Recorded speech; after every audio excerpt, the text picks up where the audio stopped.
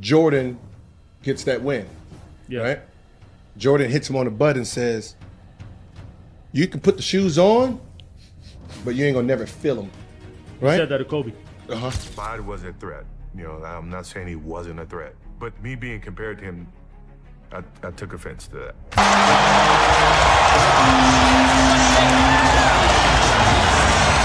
You know, he's one of those players, and I don't want to say like Jordan, but he's one of those players that really starts to feel himself getting into that rhythm. Michael Jordan was not just the face of basketball, but the undisputed all-time great. By 2003, MJ had already built an empire with the Chicago Bulls, a dynasty cemented by the unforgettable 6 rings, and he was in his last season. But a young, ambitious player, Kobe Bryant, who was just in his prime, was looking to make his mark as the new face of the league. And then came March 28th, 2003. Kobe wasn't the fresh-faced kid he'd been in the past. He was coming into his own. Fearless, relentless. When Kobe met MJ on the court that night, Kobe showed MJ who is the boss. But let's rewind to all the moments that led to that night. You see, in the early 2000s, a young Kobe Bryant, young, fierce, already a champion, was inching his way up in NBA stardom, going head-to-head with Michael Jordan, his idol and the very embodiment of basketball greatness. Kobe had spent years mimicking Jordan's every move, studying his footwork, copying that iconic fadeaway, and even adopting his approach to competition and leadership. But more than just a mimic, Kobe wanted to prove himself as the successor to the throne, to earn a place alongside, if not above, the man he idolized. You want to play against Michael Jordan before he retires. He's only got probably 3 or 4 more years left, so. I know he's an old guy. He's an old guy. But nah, you know, that'd be something that I love to do because, you know, I watched him growing up. I love to play against Magic Johnson, but now he's retired. And Michael Jordan is somebody that I've always looked up to, and I want to play against him. You know, it's the ultimate challenge, going out there and playing against the Bulls, you know, guard Michael Jordan. Nothing can top it. This showdown began heating up during the 2002-2003 season. It was Jordan's final season, a farewell tour with the Washington Wizards, where he'd come out of retirement, again to give fans a last glimpse of the legend in action. Now, the Wizards weren't exactly playoff contenders with MJ in his late 30s, but that didn't mean Jordan had lost his competitive edge, or more importantly, his ability to get into a rival's head. And Kobe? He was in his prime physically and mentally, already a 3-time NBA champion with the Lakers. He had every reason to believe he was ready to take on anyone, even the man who'd inspired him to play. The real spark came on November 8th, 2002. The Lakers were visiting Washington, and the game went down to the wire. Jordan, as fierce as ever, managed to lead the Wizards to a narrow 199 victory over the Lakers. It was a tight game, and 1 point separated them at the final buzzer. And that's why they lead with 3 seconds to go now. Final look. Russell gives it back to Stackhouse. Oh, he did not! In that game, MJ outplayed every game that Kobe brought to him. But MJ wasn't content with just winning. Jordan had always been known to play mental games, and Kobe, who idolized MJ, was not immune to a little trash talk from his hero. As the game ended, Jordan pulled Kobe aside, patted him, and delivered a line that would cut deep. "You can put the shoes on, but you ain't gonna never fill 'em." You see, Kobe had been wearing MJ's sneakers, following MJ's footsteps literally and figuratively. And here was his hero and rival, telling him he'd never measure up. For Kobe, who looked up to Jordan like a basketball deity, those words were a gut punch. It wasn't just a dig, it was a challenge. MJ was reminding him of the massive shadow he'd cast over the game and telling Kobe he wasn't even close to filling it. In the weeks leading up to that March 28th showdown, Kobe wasn't himself around his teammates. Bryant became withdrawn, silent, and focused, spending 2 weeks without speaking to anyone on his team. It was as if he was preparing for a battle that went beyond the game. It was personal. Kobe wasn't just facing an opponent. He was facing his idol, and the man he was determined to surpass. So I guess during that time after Kobe so Kobe didn't say anything to anybody. So for like 2 weeks, they said Kobe was just mute. Like he didn't talk to his players, didn't talk to his teammates. He said he was in like focus mode. Like it was straight, like practice was just so intense. Kobe was a sneaker free agent during the 2002-03 season, having just paid a hefty $8 million to break free from his Adidas contract. This meant that he could experiment with different brands, including Nike. And on that November night in DC, Kobe chose to wear none other than the Air Jordan 7s. Whether it was intentional or not, it symbolized Kobe stepping onto the court in MJ's literal shoes, perhaps unknowingly igniting a rivalry within a rivalry. For Jordan, this wasn't just a young player wearing his sneakers. This was his copycat challenger daring to claim his legacy. And Jordan's competitive fire wouldn't allow that to go unchecked. Jordan had always been protective of his brand. By the late 90s, he had carefully curated the Jordan team, choosing elite athletes like Ray Allen, Vin Baker, and Michael Finley to represent his legacy. It was an unwritten rule that unless you were handpicked, you didn't wear Air Jordans on the court. But here was Kobe, uninvited yet wearing the symbol of MJ's empire. And for MJ, that was like waving a red flag in front of a bull. That night, he didn't just play to win. He played to remind Kobe and the world that there was only one Air Jordan. So, it was March 28th, 2003. Staples Center was buzzing with unique electricity as fans and celebrities packed the arena, ready to witness the last head-to-head matchup between Michael Jordan and Kobe Bryant. This was no ordinary game.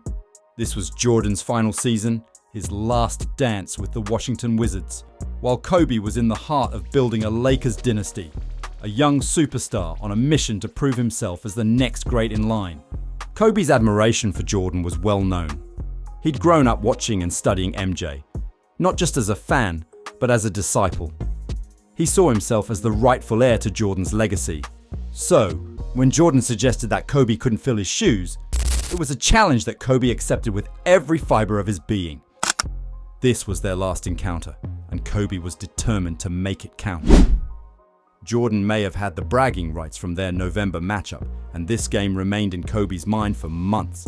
And tonight he had a chance to fire back, not with words, but with raw, unfiltered skill.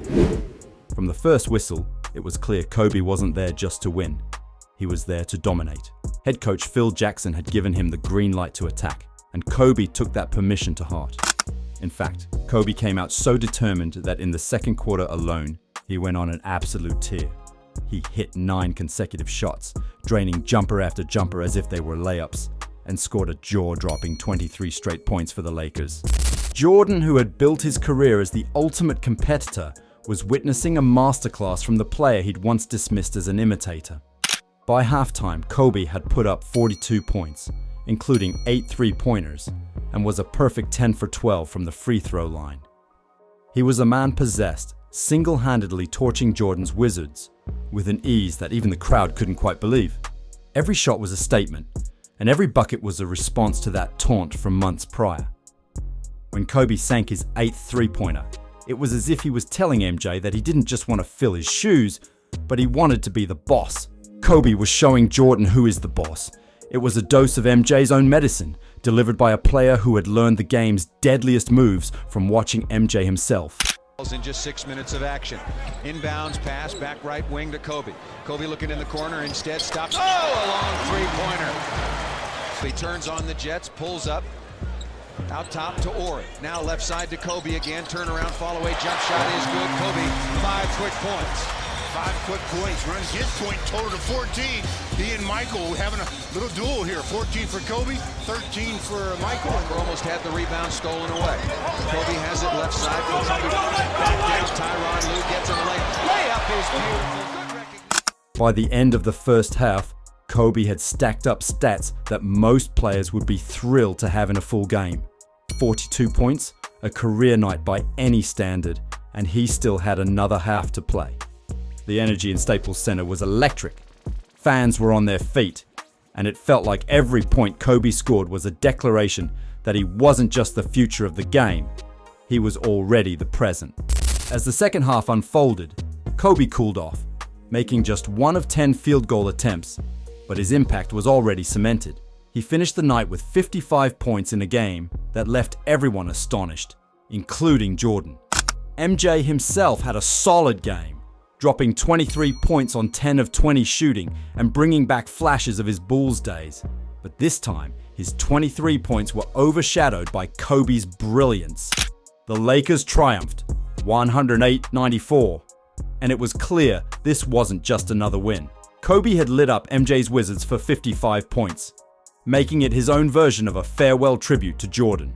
It was a night that redefined the conversation between the two players, with Kobe proving he was ready not just to wear MJ's iconic Air Jordans, but to carry the torch for the brand and the game itself. Just 3 months later, Kobe ended his sneaker-free agency by signing a $40 million deal with Nike. And in 2006, the first Nike Kobe shoe hit the market, officially ushering in a new era. Nearly 2 decades later, Kobe's shoes remain among the most popular in the NBA, with players still lacing up in the Mamba's signature kicks, even though no new models have been released since his passing. The night of March 28, 2003 was more than a game. It was the moment Kobe Bryant showed Michael Jordan that he wasn't just an admirer, he was a boss, a worthy successor, a new face for the brand, and the leader of the next generation. While Jordan would always be the original, Kobe had proven that he wasn't just here to follow. He was here to lead, to challenge, and to cement his own legacy in the game he loved. Getting schooled for a baseline dunk the first time I matched up with him, that was like the coolest thing. It was, because I'd seen that spin move so many times, and then I knew he was gonna do it. But the timing on TV and then in person are 2 completely different things. So he just spun right before I thought he was gonna spin, and I was like, damn, that was pretty cool. There's a reason Kobe has always been compared to MJ, and nights like these tell you why. He had that same edge, that same fire that burned brightest when the stakes were high. Just like Jordan, Bryant was known for taking things personally.